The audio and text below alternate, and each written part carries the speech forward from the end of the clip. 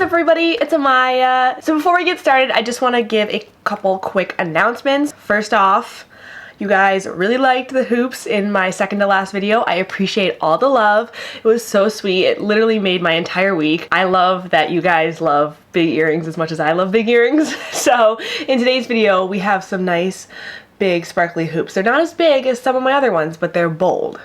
That's what I like. And also, because I loved hoops so much, I put one in my nose. And I feel like I finally fulfilled my true nature as a person. I have wanted a hoop in my nose since I was like little. I have always wanted a hoop nose ring. And I was finally able to put one in. And you guys, I feel like I'm reaching my full potential right now. It's cute. I like it. I feel like I'm a full form now. I'm my full true Amaya now.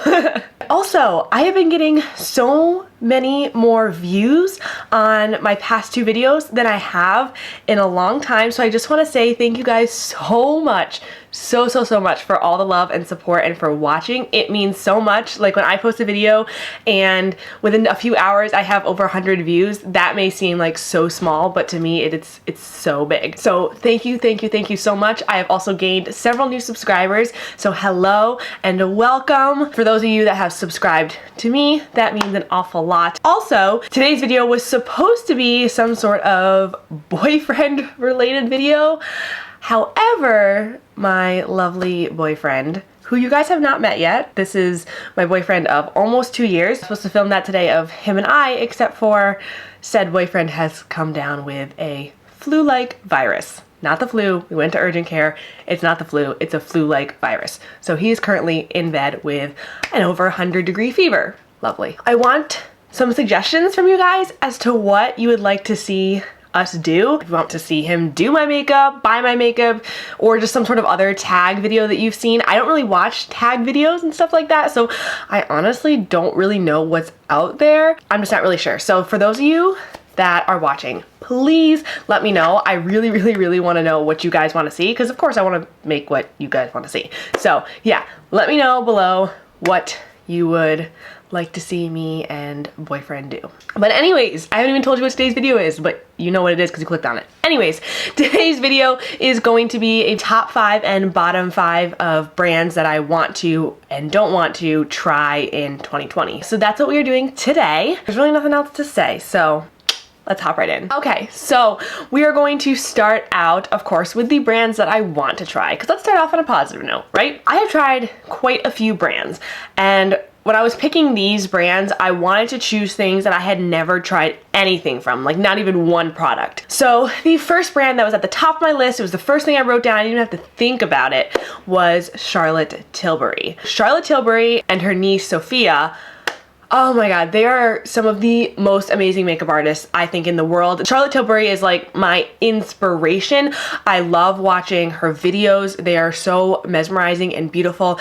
Her style of makeup is like my favorite style of makeup. I love looking at it. I love trying to emulate it sometimes. She has a few products that I would love to try. Her Hollywood Flawless filter, I know some people have mixed opinions on that, but for me, it's always looked so gorgeous and I want to try it so bad. The same thing with some of her other cheek products, like her contour cream that she has and some of her blush things. I just want to try so many of her products, but the issue is they are so expensive. I want to at least try 1 or 2 products from her this year. Hopefully. I love the packaging. I love the idea behind them. I love her. So yeah, that's like the top of my list. All right, number 2 is an affordable brand that I have never tried and I have wanted to try for years, and it is Kokie Cosmetics. Kelly Gooch talks about them all the time, and I remember when they first kind of became a big deal and a lot of people were talking about them. A lot of people were finding them in their Walmarts, and my Walmart never got Kokie Cosmetics, and none of the Walmarts near me got Kokie Cosmetics, so I'm going to have to end up ordering online from them. The more and more that I see Kelly talk about them and I see just different YouTubers mention them, I'm like, wow. Some of those products look really cool. They remind me kind of like Catrice or J-Cat, a drugstore brand, but they're not like your typical Maybelline, L'Oreal, Revlon. They're a little bit more of those different drugstore brands, affordable brands, and their stuff just looks so cool. I've heard their nail polishes are amazing.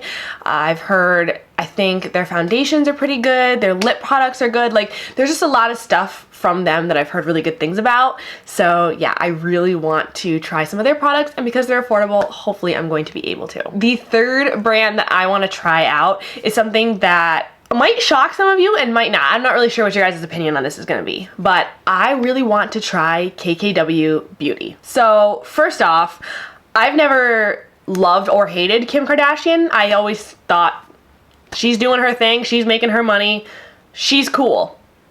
I've never been like a huge Kim K follower, but I've never been a hater either. I've just kind of been neutral. She's a celebrity, and you know, celebrities are celebrities. When she first launched her makeup line, I was not interested at all. There was nothing about it that made me want to buy it. Her contour sticks and her brushes, like even the contour palettes and the powders that she came out with, I was just so not interested. They were not on my radar really at all.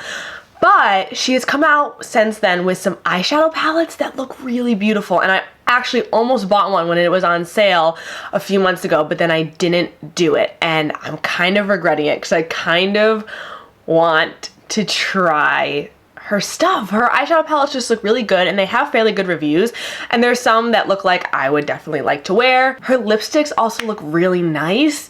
I don't know, you guys, like some of her stuff is okay, and I feel like it's priced, you know, decently, but it's not extremely high. I feel like she could charge a lot more for it and people would still buy it. So I don't mind the price point. I feel like it's fairly affordable, and it is sold on Ulta, which I like. So kind of want to try out some KKW Beauty. Let me know down below. Okay, the fourth brand that I really want to try, and I've wanted to try for a long time, is LC Cosmetics. So LC Cosmetics was like a huge thing a few years ago. I have always been really intrigued by them, but they were just out of my price range. And I'm getting to the point where I'm feeling a little bit more comfortable splurging on certain items. So I really want to try their foundation. I think there's a setting spray or something, a skin mist that's really hyped up. Her sponge is supposed to be excellent. I'm not sure like exactly what I want to try other than the foundation. I know I definitely want to try that, but there's a couple other things that she just has that look so interesting. I would absolutely love to try some of LC Cosmetics products this year. I really want to. And then the last brand is another brand that I've been wanting to try forever, and I always forget about it, and then I'm like, oh my god, I want to try something from that brand. And it's an Instagram brand, it's kind of like an indie brand, and it is Chaos Makeup. They were really big a few years ago on Instagram and on like all those like Instagram pages that you could like watch videos on. I used to like binge watch those for hours when I was like 14, 15. They have these highlighters that are so flippin' intense. They are unbelievable. Unbelievable. And they look gorgeous on the skin. And that's the thing that's always intrigued me about them. They don't look like they're too sparkly. They don't look like they're, you know, showing pores. And that's something that's always really intrigued me. They have pigments that are like 3 different colors or like multi-chromes. It's incredible. I think that they are so cool. They're an indie brand, and I just feel like I need to get around to doing it, you know? It's 2020, so I just want to do like everything I've never done. Let's full send it, right? Let's do it. Okay, so that was it for the 5 brands that I want to try. Now let's move on to the brands that I'm not so excited to try and that I probably won't this year. Comment down below and tell me some of the things that you like from these brands, if you have any, and try to change my mind, because I'm open-minded. These are just things that I haven't really seen much talked about, or I just am not super interested in the products, but I'm always open to changing my mind. So let me know down below if you have any suggestions for me. So the first one is probably a little controversial, but I'm gonna explain. It is Lunar Beauty, and this is Manny MUA's makeup brand. I wanna start out that the reason why this might be controversial is because of Manny himself, and I just wanna say I have nothing against Manny himself. I used to be a big Manny watcher back in the day. I don't watch so much now. It's not really my interest, but I still think, you know, he's doing his thing. He seems like a good guy. But the products from Lunar Beauty just did not resonate with me at all. Like the eyeshadow palettes were not my thing. I think there was a blush palette or a highlighter palette was just not my thing at all. I was quite disappointed. I don't know, but the stuff in there in that collection just does not really interest me in general. I feel like the price point's a little bit high for me. I don't know. just not my thing. The second brand is a brand that I feel like kind of came out of nowhere and just was all of a sudden like there.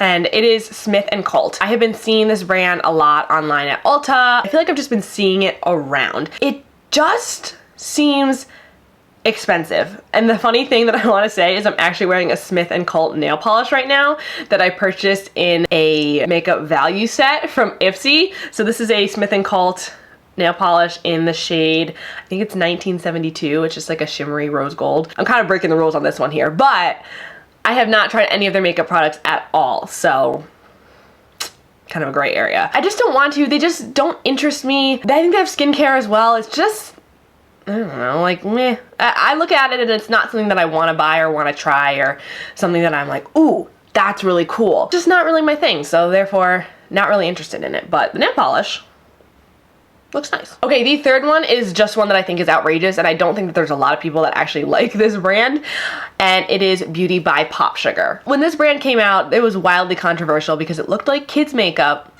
yet it was priced like Charlotte Tilbury makeup, and everyone was like, mad. It's just so high, and the things do not have great reviews. The products just aren't interesting to me, even if they were cheaper, and I'm just confused by what Pop Sugar's whole aim with this brand was, because it's like targeted to young people, but not at a price point that young people can afford.